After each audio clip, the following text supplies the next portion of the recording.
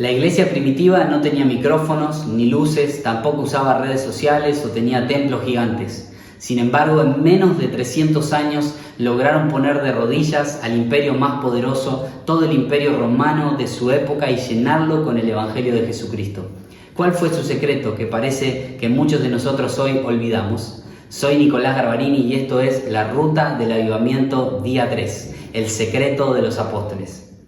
Es fácil pensar muchas veces que para poder impactar nuestro mundo necesitamos más elocuencia, mejores recursos o mejores calidad de tecnología. Sin embargo, los discípulos, los apóstoles primeros del Señor no contaban con nada de esas cosas y sin embargo en muy pocos años lograron transformar el mundo para Cristo. Su secreto no consistía en lo que ellos conocían o en su saber, sino a quién tenían y quién habitaba dentro de ellos.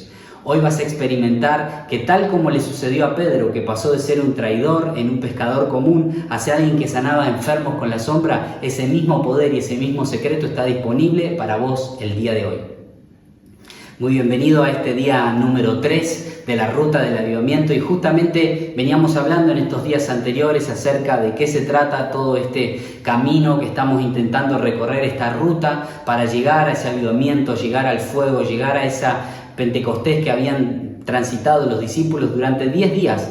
Desde la ascensión de Jesús hasta el Pentecostés, 10 días transcurrieron donde ellos estaban juntos, orando y buscando la promesa del Espíritu Santo. Y en ese camino estamos, en esa ruta vamos a buscar que esa misma pasión, ese mismo fuego nos llene de una manera especial. Así que quiero darte la bienvenida a este día y quiero de alguna forma hacer un breve resumen de lo que vinimos charlando al principio y estos días anteriores. Estábamos hablando de que Juan el Bautista introduce a un nuevo bautista o a un nuevo bautizador. Es Jesús quien nos bautiza ya no en agua, sino que nos bautiza en Espíritu Santo y en fuego. Y es una completa inmersión en la persona de Dios mismo. Y es ser totalmente saturado, teñido, lleno del Espíritu Santo, lleno de la promesa de Dios.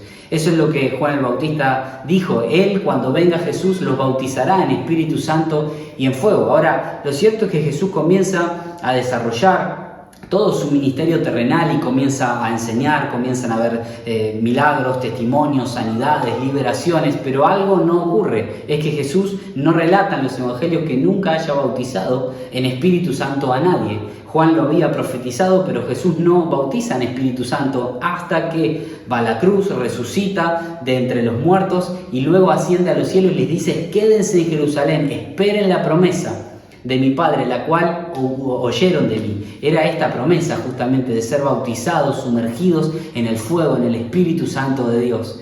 Y es esto lo que ocurre el día de Pentecostés, es el día del cumplimiento de esa promesa, donde Jesús bautiza a estos 120 hombres y mujeres que estaban allí esperando con hambre, con expectativa en el aposento alto, y los satura de Dios, de tal modo que ese primer día hay una gran cosecha de 3.000 personas, 3.000 almas que aceptan a Cristo en ese primer día, donde Pedro predica lleno del Espíritu Santo y bajo la unción del Espíritu de Dios. A mí me fascina esta historia porque de alguna forma nos habla de qué se trata todo esto de Pentecostés. Y como te había dicho desde los días anteriores, Pentecostés no es algo novedoso para el Nuevo Testamento en sí mismo, sino que viene y proviene de una fiesta judía. Y para ponerte un poquito en contexto, quisiera comentarte algo. En la Escritura, en el libro de Deuteronomio, allí capítulo 16, desde el versículo 1 hasta el versículo 17, vemos que a lo largo del pueblo judío tenía 3 fiestas anuales o 3 celebraciones que ellos todas las veces tenían que celebrar año tras año tras año. Eran 3 fiestas las más principales y las más importantes. La primera era la fiesta de la Pascua, y a mí me encanta porque esa fiesta de la Pascua nos muestra una faceta de una de las personas de la Trinidad. Es la faceta del Hijo, Jesús, porque hoy sabemos, como dice allí 1 Corintios, que Jesús es nuestra Pascua. O sea, nosotros hoy no estamos sacrificando corderitos o rociando la sangre en los marcos de las puertas y ventanas de nuestra casa, sino que entendemos que el sacrificio que Jesús hizo por nosotros derramando su sangre fue nuestra Pascua, fue nuestra salvación, nuestra redención. Y Él derramó su sangre para perdonarnos y para darnos acceso a Dios. Esa era la primera fiesta, la fiesta de la Pascua, donde todo el pueblo judío tenía que ir a Jerusalén a celebrarla. Luego había una segunda fiesta muy importante que todos se tenían que convocar en Jerusalén, y era justamente la fiesta del Pentecostés, o fiesta de las semanas llamada también. ¿Por qué de las semanas? Porque era justamente 7 semanas luego de la Pascua, 7 por 7, 49, más el día de Pentecostés, entonces 50 días después de la Pascua. Eso significa literalmente Pentecostés, son 50 días donde transcurren estas 7 semanas, donde los judíos llevaban las primicias, los primeros frutos de la tierra, del ganado, y llevaban a presentar ofrendas al templo de Jerusalén. Y me encanta porque la simbología nos habla también de otra faceta de la persona de la Trinidad, que es el Espíritu Santo. Justamente en esta fiesta de Pentecostés nos habla de la persona y de la faceta del Espíritu Santo, hablando de que cuando llega el día de Pentecostés también nos da las primicias, como te conté hace un ratito.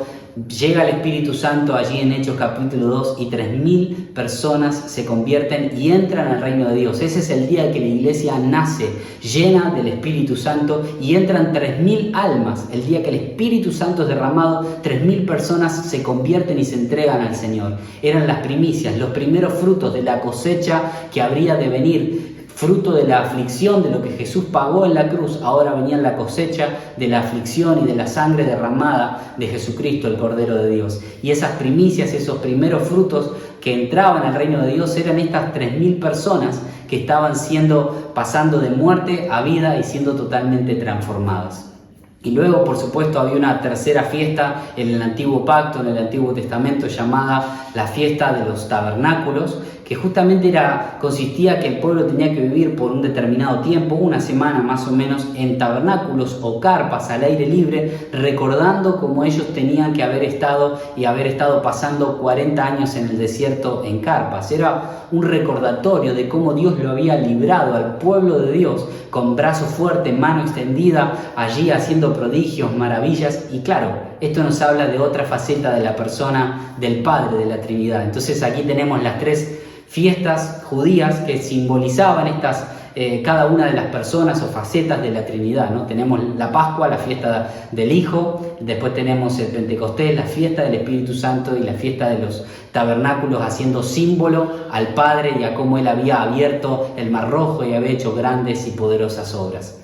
Y a mí me encanta todo esto justamente porque nos habla de Pentecostés y nos habla de cuál fue el secreto, como yo te dije al principio, que transformó a estos discípulos de gente cobarde, gente que estaban allí temerosos, encerrados en el aposento alto por miedo a Roma, miedo a los judíos, miedo a tantas cosas.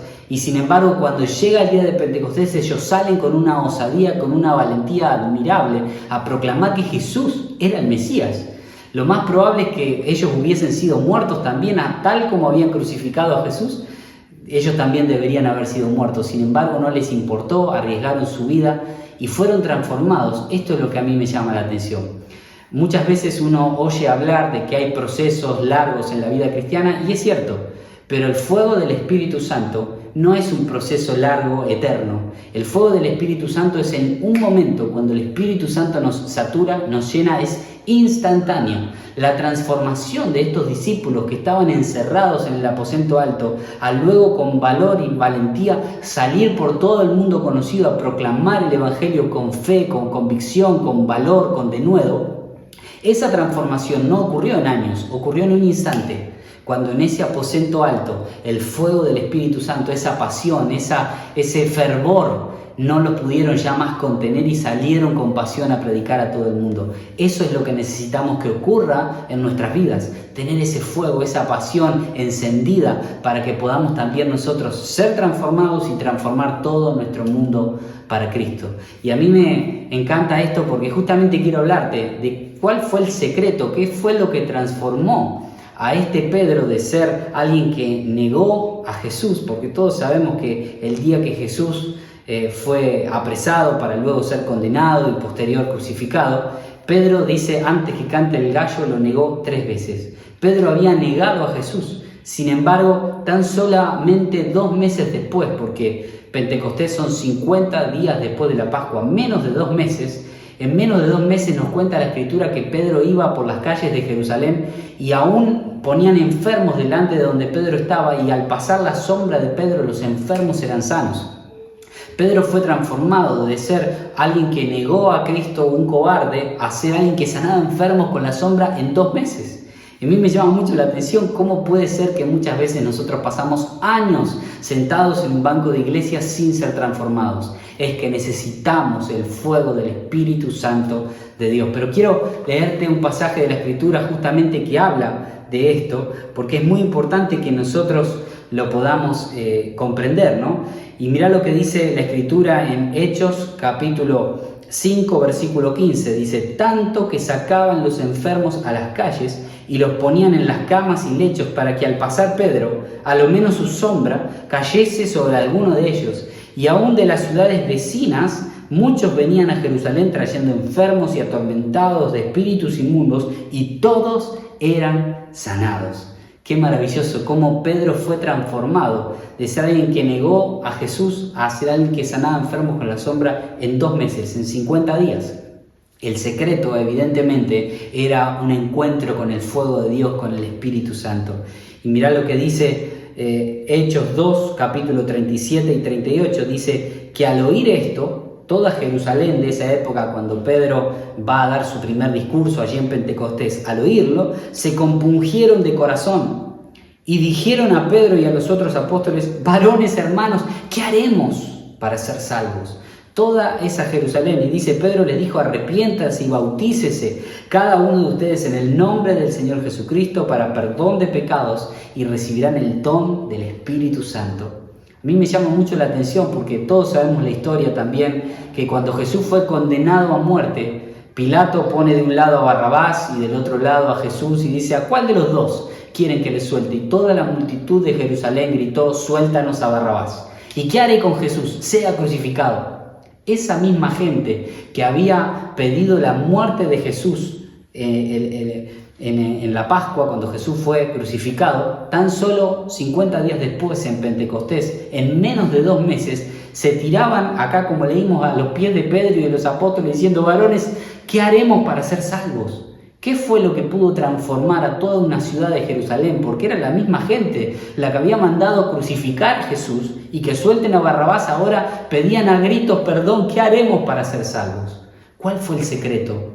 Déjame decirte, no hay otro secreto más que el Espíritu Santo de Dios. Los teólogos que saben hacen la cuenta y dicen que Jerusalén de esa época tendría aproximadamente 1 millón de habitantes. Y a mí me llama la atención porque más adelante, cuando los apóstoles siguen predicando, Hechos 5:28, los mismos enemigos de los discípulos, de los apóstoles, reconocen que ellos han llenado toda Jerusalén con el mensaje del Evangelio. Miren lo que dice los enemigos, los fariseos y religiosos, diciendo: ¿no les mandamos estrictamente que no enseñaran en ese nombre? Hechos 5:28.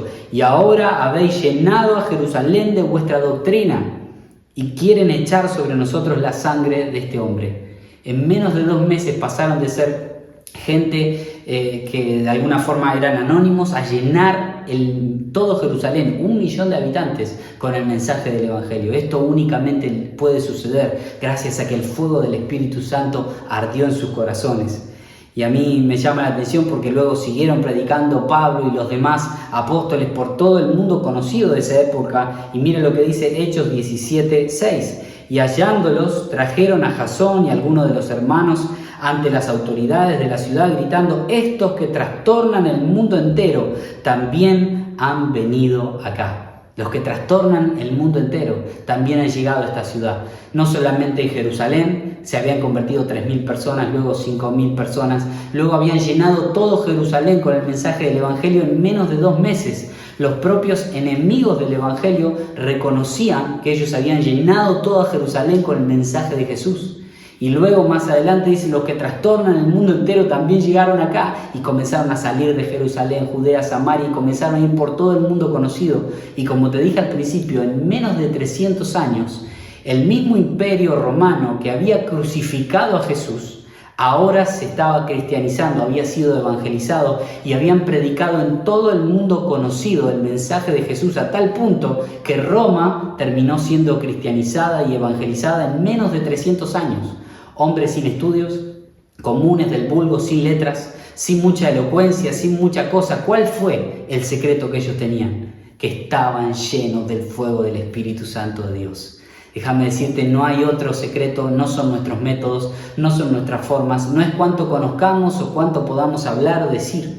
Es que el poder de una vida transformada contagia y transforma todo tu entorno y todo tu mundo en derredor. Eso es lo que necesitas, eso es lo que necesito. Ser llenos cada día más y más y más del Espíritu Santo de Dios. Por eso quiero invitarte en este momento a orar junto conmigo y a pedir a Dios que pueda llenar tu corazón y llenar el mío en este tercer día, preparándonos para todo lo que va a venir, que seguramente va a ser glorioso. Padre, gracias por cada uno de los que nos está viendo, los que estamos haciendo esta ruta de avivamiento, buscando recibir ese toque fresco de tu unción, de tu Espíritu Santo. Yo quiero bendecirlos a cada uno de ellos, en el lugar donde se encuentren, donde estén. Tócalos, Señor, y llénalos de más y más y más de tu fuego, Señor. Reprendemos toda frialdad, toda apatía espiritual, y Señor, que podamos volver a estar encendidos con tu pasión, con tu fuego, llenos de gracia, llenos de unción, de tu autoridad. En el nombre poderoso de Jesús, atamos todo mal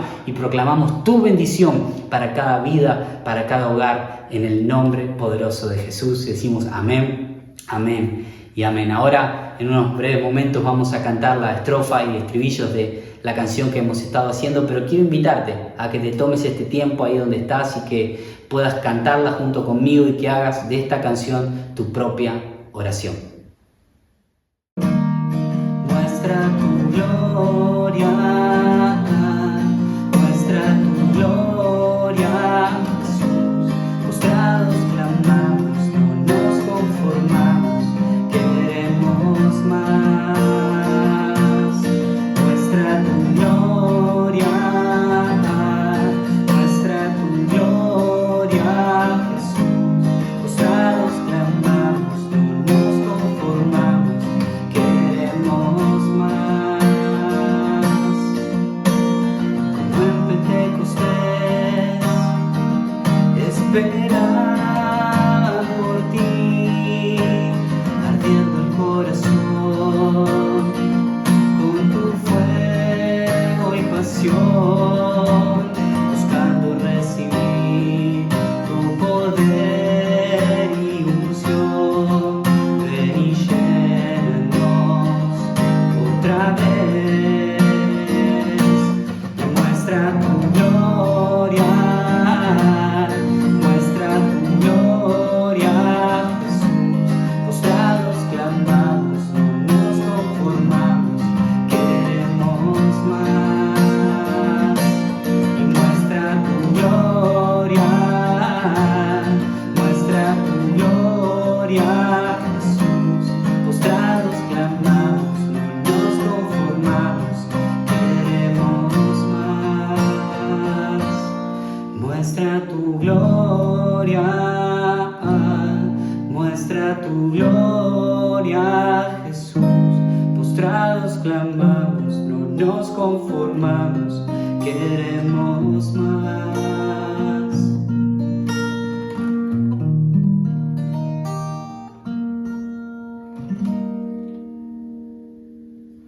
Si te gustó este video, te invito a que le des me gusta, que lo compartas con amigos, que te suscribas y nos vemos mañana en el día número 4 de la Ruta del Avivamiento.